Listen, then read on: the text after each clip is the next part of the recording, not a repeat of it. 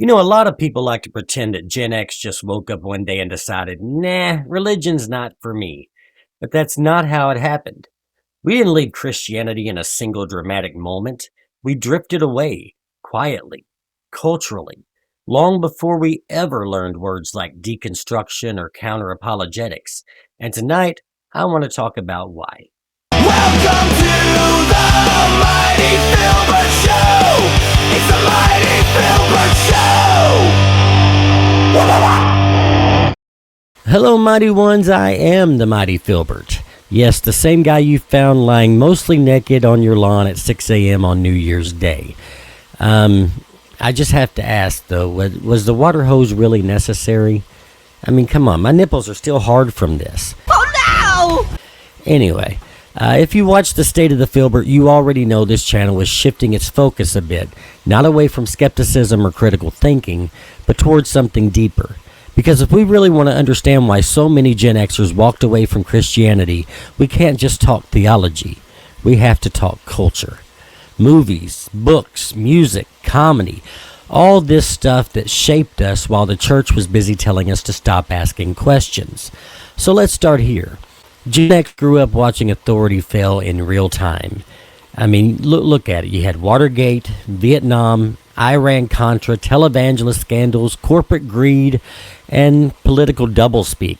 So when the church said, "Trust us, we have the truth," well, our generation already knew better, didn't we? You want to know where a lot of Gen X deconstruction actually started? It wasn't in books or debates. It started in our headphones. We had punk, grunge, alternative, and metal, and it wasn't just songs. These were permission slips to question authority. It gave us the right to mock hypocrisy and reject neat little answers. While churches were warning us about satanic backmasking, the music we listened to was asking honest questions.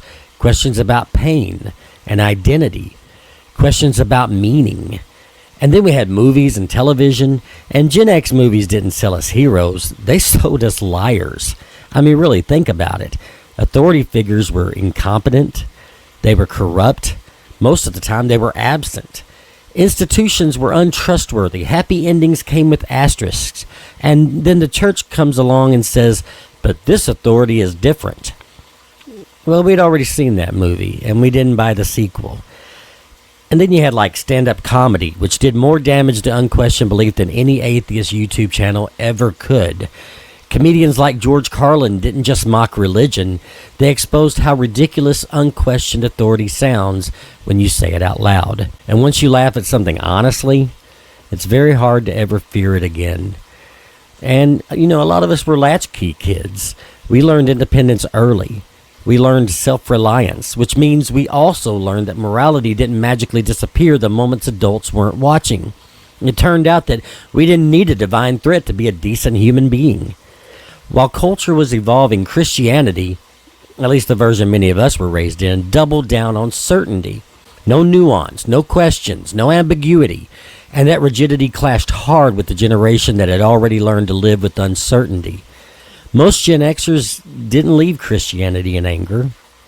We didn't slam the door. Basically, we just stopped showing up.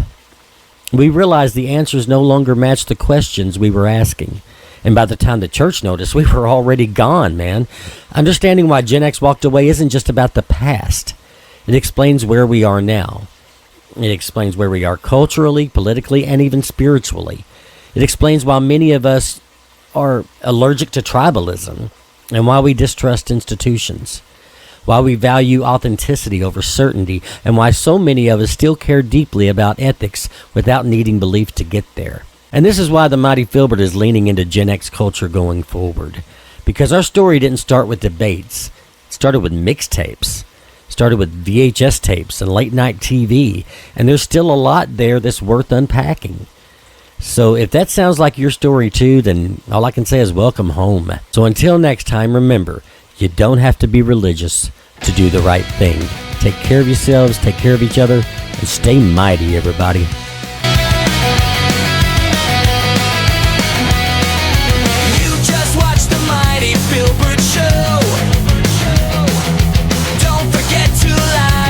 Subscribe. Share it now with someone that